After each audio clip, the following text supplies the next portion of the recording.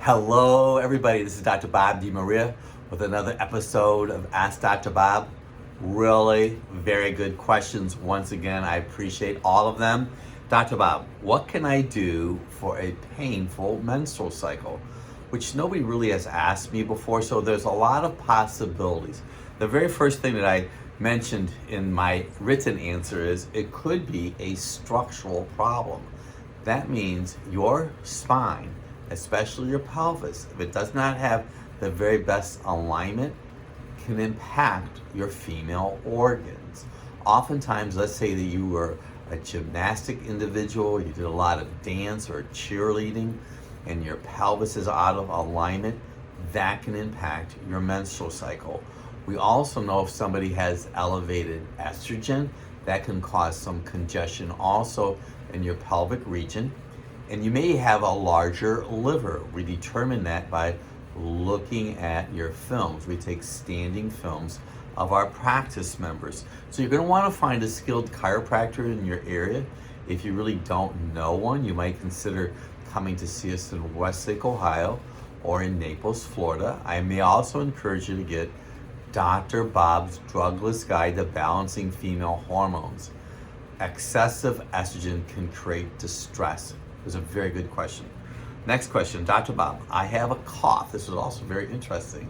All the time and it won't go away.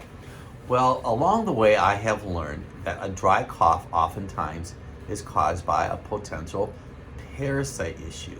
But so many times we see individuals who have a food sensitivity, and common foods that can cause a cough include citrus, dairy, wheat, and sugar. And sugar can be an issue because it impacts your adrenal glands, and your adrenal glands make natural cortisone, and cortisone takes away inflammation. You may consider having a blood test completed on you called a CBC with a differential. A CBC with a differential, we're looking at your eosinophils, and if they're elevated, possibly could be a parasite involvement. We're also looking at your monocytes. The monocytes elevate when there's a food sensitivity, especially if the number's above 10, and lymphocytes elevate when you have a virus. That was a very good question. Thank you.